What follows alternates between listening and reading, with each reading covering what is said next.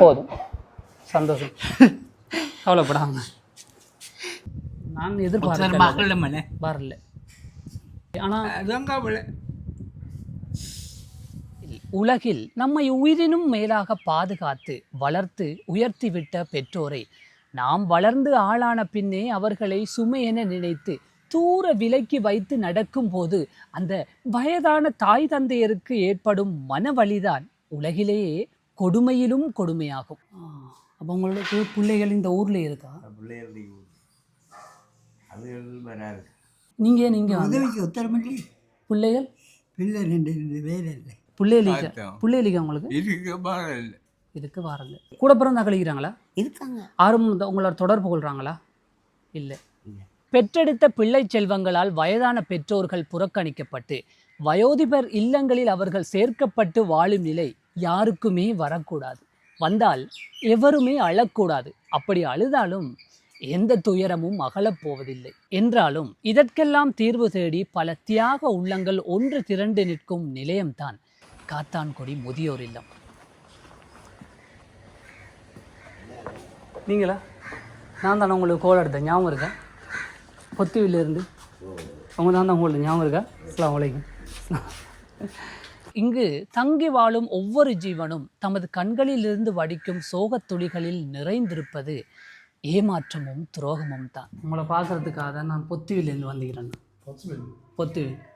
நீங்கள் எது? பேரு வேலை. நீங்கள் மாத்தலை. அப்படியா? நான் துபாயில் வேலை செய்கிறேன்னா, துபாயில் இருக்கிற நிறைய பேர் எங்கள் காத்தாங்குடி தான். இவர் தான் சொல்லியிருந்தார், இப்படி ஒரு முதியோர் இல்லம் இங்கே இருக்குது, வாங்க பார்ப்போம், அவங்களுக்கு ஏதாவது நாம் செய்யணும் என்றெல்லாம் சொல்லியிருந்தார். ஸோ நான் பொத்துவிலேருந்து நேற்று நான் வந்து இங்கே தங்கியிருந்து உங்களை பார்க்கணுன்றதுக்காக நான் வந்தேன். நான் துபாயில் வேலை செய்கிறேன், 1 மாதம் லீவில் நான் வந்தேன். எப்படி நல்லா இருக்கிறீங்களா? பிள்ளைகள் கொஞ்சம் இருக்கா நீ அவையெல்லாம் நேரில் நாம் காலி பண்ணி அதில் இருந்தால் வர மாட்டேன். நீ நம்ம இடிக்கிறதுக்கு இடம் இல்லை, நான் ஒரு இடத்துக்குலாம் இருந்தேன். நீ அவருக்கு இடம் தேவைன்னு சொல்லி அவர் நம்மளோட பொருள்களை எல்லாம் எடுத்துக்கொண்டு அவர் நம்மளை விரட்டி விட்டார். இப்போட பார்த்தேன் ரோட்டோடி எரிகிறது, நீ பிரிக்கலாம் போடுறது. சரி, அப்போ நான் மற்றவங்கள்ட்ட கொஞ்சம் பேசிவிட்டு உங்கள்கிட்ட வாரேன். சரியா? ஓகே. பேர் என்ன சொன்னீர்? கஃபூர். ஓகே, நான் பார்த்துட்டு வரேன் மற்றவங்களையும். சரியா? ஓகே.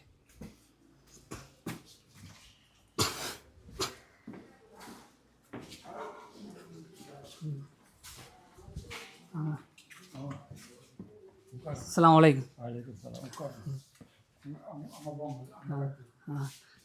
நான் பொத்துவில் தெரியுமா உங்களுக்கு? பொத்துவில் எல்லார்டையும் பேசிட்டு வார். நீங்கள் பதுல்லையா? பதுல்ல. அது சரி. அஸ்ஸலாமு அலைக்கும். பேர் என்ன? அன்வர். பிள்ளைகள் இருக்கா? எல்லாரும் இருக்கிறாங்க. அப்போ நீங்கள் இங்கே சரியாதா ஒவ்வொரு நிலைமையில மாறி வாரே தானே ஒன்று. அவங்க பார்க்க வராங்களா? வாரேன். நீங்கள் எந்த ஊர்? காத்தாங்குடி. வந்து எப்போ வந்து இல்லைங்க? இங்கே 4 வருஷமாக. 4 வருஷமாகுது. பிள்ளைலிக்கா? அதே முடிஞ்சு தான் பிள்ளை வரும். அப்போ நீங்கள் பிரம்மச்சாரியர் சொல்கிறீங்களா? அப்போ சரி, சந்தோஷம். அது சரி. அப்போ உங்களோட கூட பிறந்தாக்கள் அப்படி எல்லாம் இருக்கீங்கண்ணே? இருக்கிறாங்க. அவங்க 2 ஆம்பளை பிள்ளைங்க, ஒரு பொம்பளை பிள்ளைங்க. அவங்களோட வாட்டு அவங்க இருக்காங்க, அவங்களோட வாட்டு நீங்கள் இருக்கிற தொந்தரவு கொடுக்க வேணாம். இவர்கள் ஒவ்வொருவரையும் நான் சந்தித்து உரையாடிய போது நானும் அவர்களது கவலைகளோடு கலந்து கண்ணீர் சிந்த வேண்டியதாயிற்று. நான் வந்து 4 வருஷம் பண்ணேன். 4 வருஷம். பிள்ளைகள் இல்லை, இது இன்னும் இல்லாமல் ஏதோ ஒரு வகையில் குடும்பத்தை இழந்து அல்லது குடும்பத்தை பிரிந்து அனாதரவாக இருந்தவர்கள் இங்கே அடைக்கலம் புகுந்து ஏக்கங்களால் தமது நெஞ்சங்களை தாளாட்டி நிற்க, இவர்கள் ஈன்றெடுத்த பிள்ளை செல்வங்களில் பலர் பெரியவர்களாகி சகல வசதிகளோடு மேசி வீடுகளில் சொகுசாக வாழ ஈன்றவர்கள் இவர்கள் கடந்த கால நிகழ்வுகளையும் நிகழ்கால கசப்புணர்வுகளையும் கலந்து போட்டு கிளறி பார்த்து குளறி அழுகிறார்கள். அழகாங்க. என்ன செய்யுது? என்ன போல ஆகல் இருக்குதான் உங்களை பார்க்க வர? அதுதான் வந்துட்டு. இல்லாட்டி அவ்வளோ தூரத்தில் நானே நீங்கள் வரேன். துபாயில் எங்கே இருக்கு? நான் துபாயில் அல்பர்ஷாண்டு போட்டு ஒரு ஏரியா தானே அது. மிச்சங்கள் இருக்கிறீங்க. நான் 10 வருஷம் ஆகிறேன்னா. யாராவது தம்மை தேடி வந்து அன்போடு பேச மாட்டார்களா என்ற ஏக்கங்களோடு வாடி நின்ற இவர்களை நான் தேடிச் சென்று அவர்களுடன் உரையாடிய போது அவர்கள் என்னை அரவணைத்து கண்ணீர் விட்ட கணத்தில் அங்கே நான் மெய் சிலிர்த்து நின்றேன்.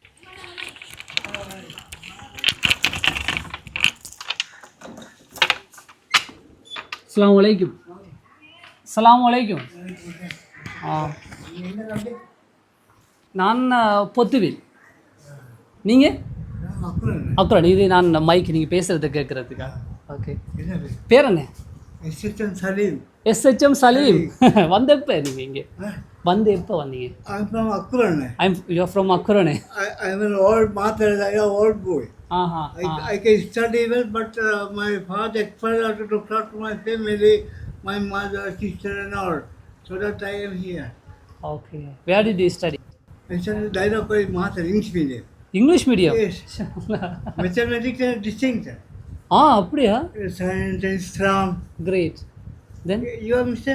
I am from Pottuvil. He is from Kathangudi. I am working in Dubai. How long? It's been like 10 years. Okay. Then just I came for vacation for a month. Can I sing a song? Can I sing a song? You can sing a song. Okay. Can I? ஏன் பிறந்தாய் மகனே, ஏன் பிறந்தாயோ, இன்னை ஒரு பிள்ளை என்று எங்கு ஊர் பணடிருக்க, இங்குவதை ஏன் பிறந்தாய் சிறுமகனே, ஏன் பிறந்தாய் மகனே, ஏன் பிறந்தாயோ, கைகாக விளங்காத கணவன் கொடு செய்த கரண்மனம் இறங்க வந்தார் அன்னையடா, காதலுக்கும் பெருமை இது, கண்களுக்கும் இன்பம் இது, பிறந்தை ஈன்றெடுத்த அன்னையடா, ஏன் பிறந்தா மகனே, ஏன் பிறந்தாயோ. எல்லாம் சரியா வரும். அல்லாஹ் உங்களுக்கு நான் பரக்கத் தருவான். ஒன்று மட்டும் எனக்கு திட்ட தெளிவாய் விளங்கியது.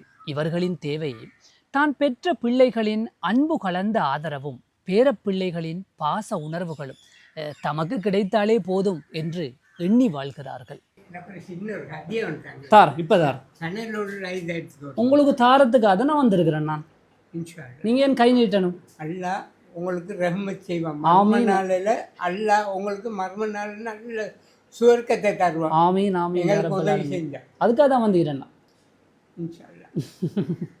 குளிக்கிறீங்களே, பள்ளி வேலைக்கு போக ரெடியாகிறீங்களா? குளி அப்படியாண்ணே தாங்க பரவாயில்ல. கை சலாம் சொல்லுங்க.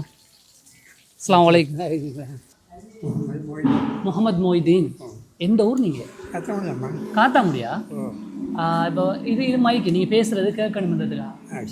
உங்களோட குரல்கள் எல்லாம் அங்கே ஒலிக்கணுன்றதுக்காக நான் கொண்டு வந்தேன். சரியா? இளமையில் கொடுமை வறுமை. அந்த வறுமையை தமது பிள்ளைகள் அறியாமல் வளர அரும்பாடுபட்ட பெற்றோர்களுக்கு முதுமைக்கால ஓய்வு பரிசாக தனிமை ஒன்றைத்தான் பரிசாக அளித்துள்ளார்கள். கொஞ்சமாக தான் பண்ணா ஒரே ஒரு பிள்ளை அது கல்யாணம் முடிச்சு கொடுத்தாச்சு. அங்கே கொஞ்சம் நமக்கு வசதி குறவு.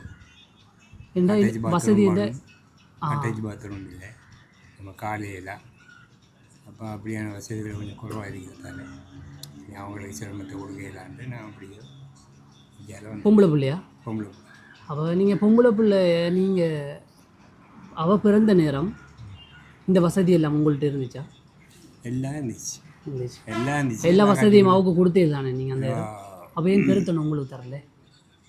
அது காரணம் என்னென்னு கேட்டாக்கா, நாம் அவங்களுக்கு புள்ள ஊட்டிகள் ஆகிட்டாக்கா அவங்களுக்கு இடைஞ்சலை கொடுக்கக்கூடாது, நாம் ஒதுங்கி வைப்போம்னு சொல்லி இங்கே நம்மளுக்கு சாலை வசதி எங்களுக்கு இருக்கி அந்த ஒரு அபிப்பிராயத்தில் வர அவங்க வந்து பார்த்துட்டு போவாங்க.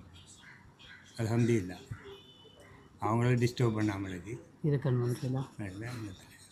எத்தனை வயசு உங்களுக்கு? 85. 85. மாஷா. அப்போ நீங்கள் இங்கே இருக்கிறவங்களுக்கு சந்தோஷம். உங்களோட மனுஷன் அவள் காலஞ்சேருந்து 12 வருஷம் 12 வருஷம் ஆயிடுச்சு. அவள் ஒருவேளை அவள் உயிரோடு இருந்திருக்க நீங்கள் இங்கே வந்திருக்க மாட்டேன். அப்படியா? ஓ, அப்படியும் இருக்கலாம். இருக்கலாம். எல்லாரும் நாட்டம். அல்ல நாடாமல் எதுவும் நடக்காது. நடக்காது. அவர் நாடி தான் நாம் இங்கே வந்திருக்கோம். இந்த இடத்துக்கு போகண்டா அவர் தான் அனுப்பி வச்சார். ஓ அல்லாஹ் அக்பர்.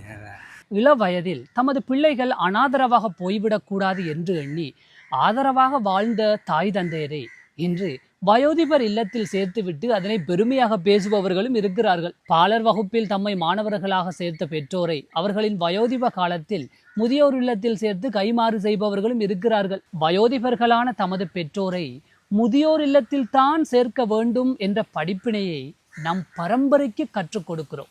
சரி, அதில் இங்கே ஒரு குறையும் இல்லை. முன்னேறி சாப்பாடு தனி எல்லாம் கிடைக்கிறேன். வசதியும் உங்களோட வேலையை பார்த்து கொண்டு கிடைக்குது. இருக்கிறேன். ஒரு நாளைக்கு உடுப்பும் கிடைக்குது. மாஷா அல்லாஹ். உடுப்பு கிடைக்கும். வழியிலேருந்து உடுப்பு வரும். சொந்தங்கள் குடும்பங்கள் வருவாங்க, பார்ப்பாங்க. அவங்களோட கையில் உள்ள பறக்கத்தில் தருவாங்க. சந்தோஷமாக இருக்கும். அதான் டாக்டர் வராங்க, பார்க்குறாங்கண்ணே. ஓ அதெல்லாம் இருக்கு, எல்லா வசதியும் இருக்கு. நாங்கள் கிளினிக்கு போகிறோம். மாதம் இருக்கா, நேற்று கிளினிக்கு போயிட்டு வந்தேன். ப்ரெஷர் இருக்கு, நம்மளுக்கு கொலஸ்ட்ரால் இருக்கு. அப்போ அதுக்குரிய குளிசை எல்லாம் நீங்கள் போட்டு கொண்டிருக்கிறீங்களா? அப்படி போய்கிட்டு வாழ்க்கை இந்த 5 வருஷமாக இங்கே வந்தேண்ணே. 5வது வருஷம் நடக்குது.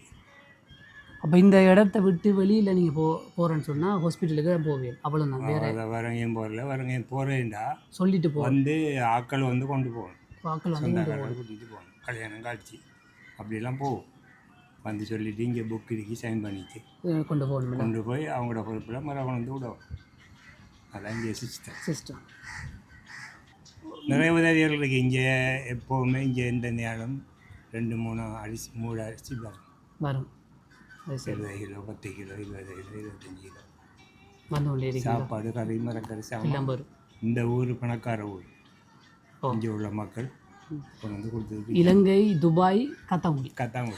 நான் துபாயில் இருக்கிறேன். நான் அதில் சொல்கிறேன். முதியோர் இல்லம் இயங்குறதுக்கு அதிகமாக இங்கே உள்ள பண வசதி உள்ளவங்க உதவி செய்யலாம். மற்றது பொண்ணும் தான் எல்லாம் பாருங்க. நேற்று கூட ஒரு வாளியில் ஜூஸ் கரைச்சி ஒரு ஆள் கொண்டு வந்து கொடுத்துட்டு போனார். எல்லாரும் டிஎன்ஏ ஊற்றி தரையா? இல்லை போதும். உங்களை சந்திச்சதே அந்த பெயர் நிரம்ப அந்த சமன். நீங்கள் இருக்கீங்களையா? அவரை போகும்போதுன்னு வர இல்லை உரிச்சிட்டாரியா? கொண்டா உரிச்சிட்டா. எவ்வளோ அன்புன்னு பார்த்தீங்களா உங்களை? உரிச்சிட்டா. கொண்டா இல்லை நம்ம இந்த பழத்தடும் கொடுங்க, உரிச்சு கொடுங்க.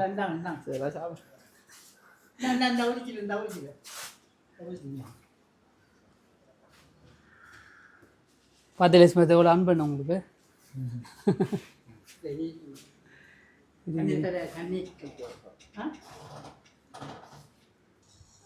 தொழுவிட்டு எனக்கு அதுவாக கண்முடி கட்டாயம் நான் கேட்பேன். நான் போயிட்டுமா அப்போ? வலைஸ்லாம் போயிட்டுமாண்ணா. அஸ்லாம் வலைக்கும். போயிட்டுமா?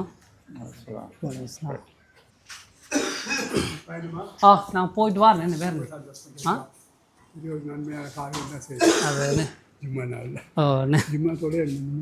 பள்ளிவாயில் முன்னுக்கு இருக்கானே. ஷாலா நான் போயிட்டு தான் போகணுமா? என் அன்பான வேண்டுகோள், இந்த வயதான முதியவர்களுக்கு நீங்கள் பண உதவி தர வேண்டும் என்று நான் சொல்ல மாட்டேன். மாறாக உங்கள் இரத்த உறவுகளை இங்கிருந்து அழைத்து சென்று இனி வரும் காலத்திலாவது அவர்களது உளவியல் தேவைகளை நிவர்த்தி செய்து உதவிகள் புரிந்து மறுமை வாழ்விற்கு சிறந்த வழி தேடுங்கள். போயிட்டுமா? நான் பைனான்ஸ் செல்வங்கள் பற்றி பெருவாள் வாழ்க்கை வாழ்க்கையா ஒரு வைஃப் அழகான ஒரு வைஃப் சாதி காலத்து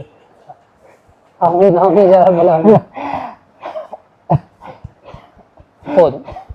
சந்தோஷம், கவலைப்படாம. இதற்கு மேல் என்னால் பேச முடியவில்லை. பேசினால் கண்ணீர் வெள்ளத்தில் மூழ்கி நான் இறந்து விடுவேன். அதனால் என் கண்ணீர் வெள்ளத்திற்கு தடை போட்டு உங்கள் இரக்க உள்ளத்திற்கு மடை திறந்து விடுகிறேன். பெருக்கெடுக்கட்டும் உங்கள் கருணை உள்ளங்கள். அன்புடன் முகமது மாஸ்டர்.